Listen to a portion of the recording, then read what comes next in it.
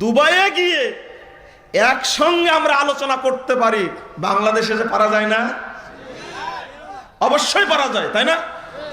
দেখেন শহীদুল্লাহ খান মাদানী হাফিজাহুল্লাহ তাআলা, তিনি হলেন জমিয়তে আহলে হাদিসের বর্তমান সেক্রেটারি, আল্লাহ তাকে হেফাজত করুক। আমি মুজাফফর বিন মুহসিন খাকসার অশিক্ষিত মানুষ, দুবাইয়ে একসঙ্গে এক রুমে ছিলাম। একদিকে ডক্টর মুসলিউদ্দিন, আরেকদিকে ডক্টর আহমদুল্লাহ ত্রিশালী, আরেকদিকে আব্দুর রাজ্জাক বিন ইউসুফ, আরেকদিকে মুজাফফর বিন মুহসিন, মাঝখানে পরিচালক ডক্টর লোকমান। দেখেননি? টিভিতে দেখেননি? এই বক্তব্যে হাজারো লাখো মানুষ হেদায়েত পেয়েছে আলহামদুলিল্লাহ। কেন?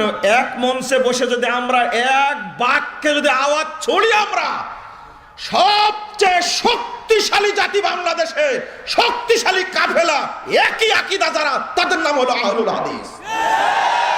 সব